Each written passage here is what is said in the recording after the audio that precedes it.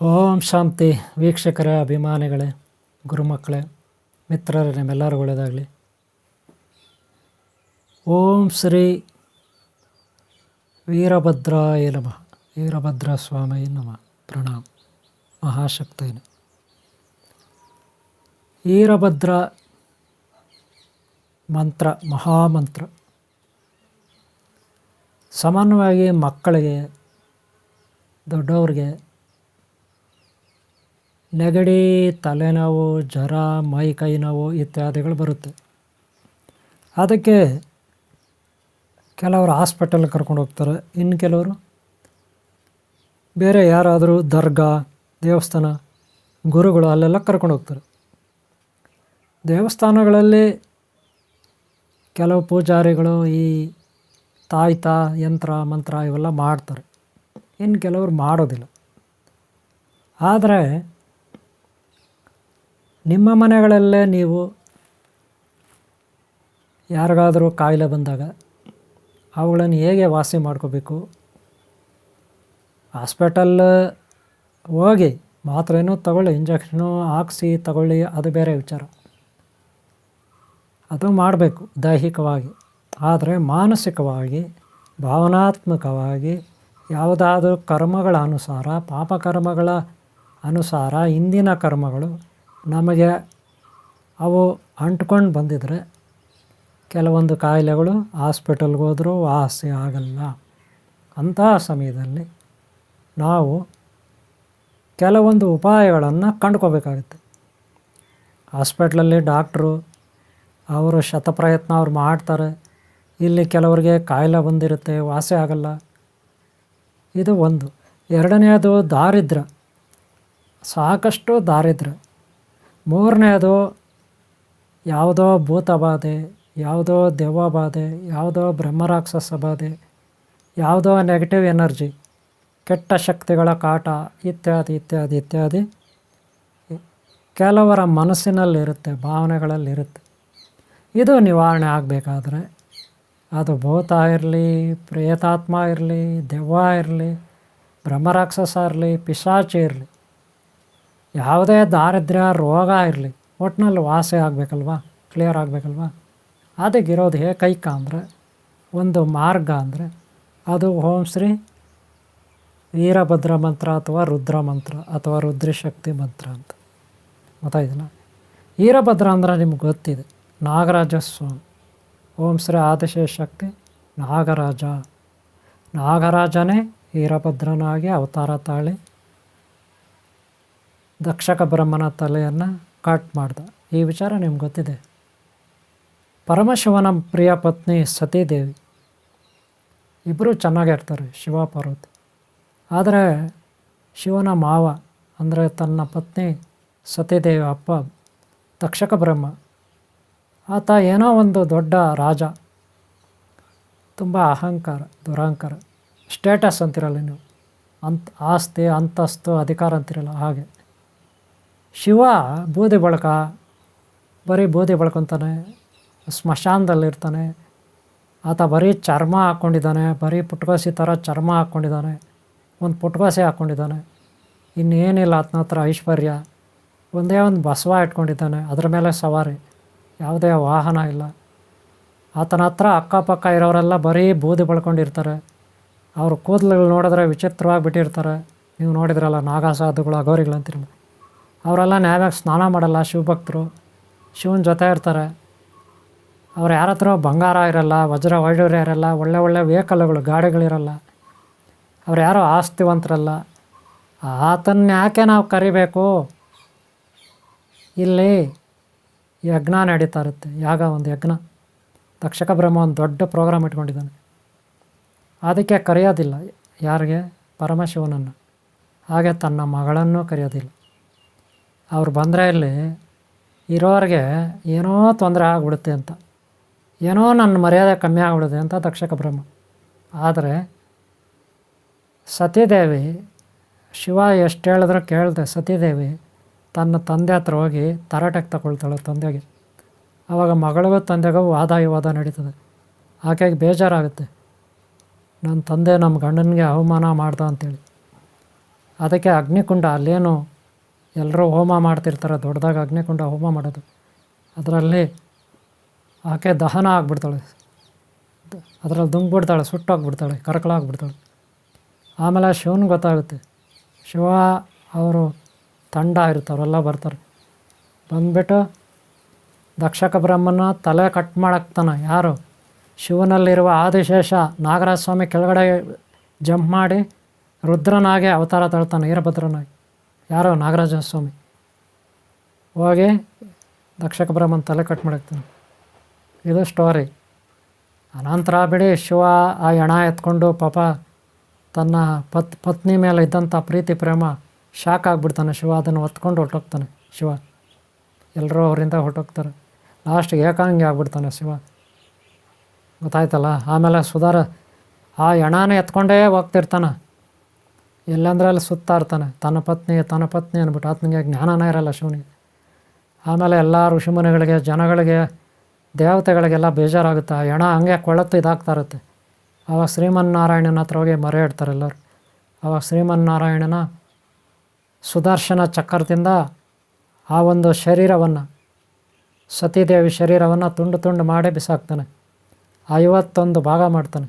ಇಡೀ ನಮ್ಮ ದೇಶದಲ್ಲಿ ಎಲ್ಲ ಕಡೆ ಒಂದೊಂದು ಭಾಗ ಬೀಳುತ್ತೆ. ಒಂದು ಕಡೆ ಕೈ, ಒಂದು ಕಡೆ ನಾಲ್ಗೆ, ಒಂದು ಕಡೆ ತಲೆ, ಒಂದು ಕಡೆ ರುಂಡ ಮುಂಡ, ಒಂದು ಕಡೆ ಕಾಲು, ಹೀಗೆ ಹಾಗೆ ಎಲ್ಲ ಶರೀರದ ಭಾಗಗಳು ಬಿದ್ದಾಗ್ತದೆ ಬೇರೆ ಕಡೆ. ಆವಾಗ ಶಿವನಿಗೆ ಅದು ಸಿಗಲ್ಲ. ಆಮೇಲೆ ಶಿವ ಹೋಗಿ ಎಲ್ಲೋ ಒಂದು ಕಡೆ ಹಿಮಾಲಯ ಪರ್ವತದ ಎಲ್ಲೋ ಒಂದು ಕಡೆ ಕೂತ್ಕೊಬಿಡ್ತಾನೆ. ಇದು ಕತೆ. ಆಮೇಲೆ ಏನೇನಾಗುತ್ತೆ ಅಂತ ನೆಕ್ಸ್ಟ್ ಸ್ಟೋರಿ ಇರುತ್ತೆ. ಆದರೆ ವೀರಭದ್ರ ಅವತಾರ ಏಕಾಯ್ತು ಅಂದರೆ ಶಿವನಲ್ಲಿರುವ ನಾಗರಾಜ ಸ್ವಾಮಿಗೆ ಕೋಪ ಬಂತು ದಕ್ಷಕ ಬ್ರಹ್ಮನ ಮೇಲೆ, ಸತ್ಯದೇವ ಅಪ್ಪನ ಮೇಲೆ. ಅದಕ್ಕೆ ವೀರಭದ್ರನ ಅವತಾರ ತಾಳೆ ಒಂದು ರುಂಡ ಕಟ್ ಮಾಡಾಕ್ತಾನೆ. ಇದು ಕತೆ. ಇಂಥ ವೀರಭದ್ರ ಸ್ವಾಮಿ ಮಹಾನ್ ಶಕ್ತಿ, ಭೂತ ಪ್ರೇತ ಪಿಶಾಚಾದಿಗಳಿಗೂ ರಾಜ ಒಡೆಯ, ಅಷ್ಟು ಶಕ್ತಿಶಾಲಿ. ಇಂಥ ರುದ್ರನು ಯಾಕೆ ರೋಗಗಳಿಗೆ, ಭೂತ ಪ್ರೇತ ಪಿಶಾಚಗಳಿಗೆ ಒಡೆಯ ಅಂದರೆ, ಒಂದು ಸಾರಿ ಏನಾಗುತ್ತೆ ಗೊತ್ತಾ, ಒಬ್ಬ ಬ್ರಾಹ್ಮಣ ಅವ್ರ ಮಗನಿಗೆ ಕಾಯಿಲೆ ಬಂದಿರುತ್ತೆ. ಯಮ ಅವನನ್ನು ತಗೊಂಡು ಹೊರಟೋಗ್ತಾನೆ. ಆವಾಗ ಬ್ರಾಹ್ಮಣನ ಕೋಪ ಬರುತ್ತೆ.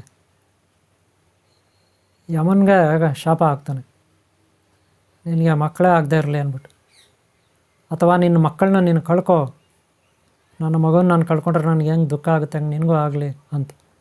ಆಮೇಲೆ ಬಿಡ್ರಿ ಯಮನಿಗೆ ಧರ್ಮರಾಯ ಹುಡ್ದ, ಇನ್ನೂ ಯಾರು ಹುಟ್ಟಿದ್ರು, ಅವರೆಲ್ಲ ಮಹಾಭಾರತ ಯುದ್ಧದಲ್ಲಿ ತೀರೋದ್ರು. ಆವಾಗ ಯಮಧರ್ಮರಾಯನಿಗೆ ತುಂಬ ದುಃಖ ಆಯಿತು, ಅದು ಬೇರೆ ವಿಚಾರ. ಆದರೆ ಇನ್ಮೇಲೆ ಯಾರಾದರೂ ನಮ್ಮಂಥ ಬ್ರಾಹ್ಮಣರ ಮಕ್ಕಳಿಗೆ, ಶಿವಭಕ್ತರಿಗೆ ನೀನು ಏನಾದರೂ ಮುಟ್ಟಿದರೆ ನಿಮ್ಮ ವಂಶ ಎಲ್ಲ ನಿರ್ವಂಶ ಆಗಲಿ ಅಂತ ಅವ್ನು ಶಾಪ ಕೊಟ್ಟಿರ್ತಾನೆ ಬ್ರಾಹ್ಮಣ. ಅದಕ್ಕೆ ಭಯ ದೇವತೆಗಳಿಗೆ. ಆವಾಗ ಶಿವನಿಗೆ ಹೇಳ್ತಾರೆ, ಈ ರೀತಿ ಶಾಪ ಕೊಟ್ಬಿಟ್ಟಿದ್ದಾನೆ, ಏನು ಮಾಡೋದು ಅಂತ. ಆವಾಗ ಶಿವ ಏನು ಮಾಡ್ತಾನೆ, ನೀವೇನು ಏರು ಮಾಡಬೇಡ ಯಮಧರ್ಮರಾಯ, ನಾನು ರೋಗಗಳನ್ನು ಸೃಷ್ಟಿ ಮಾಡ್ತೀನಿ, ಆ ರೋಗಗಳು ಎಲ್ಲರಿಗೂ ಆವರಿಸ್ಕೊಳ್ತವೆ. ಆ ರೋಗ ಬಂದು ಸತ್ತುವಾದ, ಈ ರೋಗ ಬಂದು ಸತ್ತುವಾದ, ಹಂಗಾಗಿ ಸತ್ತುವಾದ, ಹಿಂಗಾಗಿ ಸತ್ತುವಾದ ಅಂತ ಜನ ಅಂತಾರೆ. ಸರ್ಪ ಕಡ್ದು ಹೋದ, ಚೇಳು ಕಡ್ದು ಹೋದ, ಆಕ್ಸಿಡೆಂಟ್ ಆಗಿ ಹೋದ ಅಂತಾರೆ. ನಿನ್ನ ಮೇಲೆ ಯಾರು ಅಪವಾದ ಹಾಕಲ್ಲ, ಆಮೇಲೆ ಯಾರೂ ನಿನಗೆ ಶಾಪ ಕೊಡಲ್ಲ ಅಂತ ಯಮಧರ್ಮರಾಯ ಪ್ರಭುಗೆ ಶಿವನು ಸಮಾಧಾನ ಹೇಳ್ತಾನೆ. ಇದು ಒಂದು ಕಾರಣ ರುದ್ರ ಅವತಾರಕ್ಕೆ. ಈಗ ರುದ್ರನೇ ಎಲ್ಲವನ್ನೂ ನಿಭಾಯಿಸ್ತಾನೆ. ರುದ್ರದೇವನ ಅಧೀನದಲ್ಲಿ, ವೀರಭದ್ರ ದೇವನ ಅಧೀನದಲ್ಲಿ ಎಲ್ಲ ರೋಗಗಳು, ಭೂತ ಪ್ರೇತ ಪಿಶಾಚಗಳಿರ್ತವೆ. ಅಷ್ಟು ಮಹಾನ್ ವ್ಯಕ್ತಿ, ಮಹಾನ್ ಶಕ್ತಿ ಓಂ ಶ್ರೀ ವೀರಭದ್ರ ಸ್ವಾಮಿ. ಅಂಥ ವೀರಭದ್ರ ಸ್ವಾಮಿಯೇ ಬೀಜಾಕ್ಷರ ಮಂತ್ರವನ್ನು ನಾನು ನಿಮಗೆ ಕೊಡ್ತೀನಿ, ಸ್ಕ್ರೀನ್ ಮೇಲೆ ನೋಡ್ಕೊಳ್ಳಿ. ಈ ಬೀಜಾಕ್ಷರ ಮಂತ್ರವನ್ನು ನೀವು ಪಠನೆ ಮಾಡಬೇಕು, ಗೊತ್ತಾಯ್ತಲ್ಲ. ಇದನ್ನು ನೀವು ಪಠನೆ ಮಾಡಬೇಕು 48 ದಿನ, ಗೊತ್ತಾಯ್ತಲ್ಲ. ಪ್ರತಿ ಸೋಮವಾರ, ಭಾನುವಾರ ಅಥವಾ ಸೋಮವಾರ ಒಂದು ಸಾರಿ ಕೂತ್ಕೊಂಡ್ರೆ 6 ನಿಮಿಷ ಧ್ಯಾನ ಮಾಡಬೇಕು, ಜಪ ಮಾಡಬೇಕು ಈ ಬೀಜಾಕ್ಷರ ಮಂತ್ರವನ್ನು 6 ನಿಮಿಷ. ಅದೇ ರೀತಿ ಒಂದು ದಿನಕ್ಕೆ 5 ಸಾರಿ ಕೂತ್ಕೋಬೇಕು 48 ದಿನ. ಸೋಮವಾರ, ಭಾನುವಾರ ಈ ಮಂತ್ರ ಪಠನೆ ಮಾಡಬೇಕು. ಪೂಜೆಗೆ ಹಣ್ಣು ಹಂಪಲ, ಹಾಗೆ ಪಾಯಸ ಇತ್ಯಾದಿ ನೈವೇದ್ಯ, ಹಾಗೆ ಚಕ್ಕಲಿ, ಕೋಡುಬಳೆ ಇವೆಲ್ಲ ಇಡ್ಬೋದು. ರುದ್ರದೇವನ ಫೋಟೋ ಇಟ್ಕೋಬೇಕು, ವೀರಭದ್ರ ಸ್ವಾಮಿ ಫೋಟೋ ಇಟ್ಕೋಬೇಕು.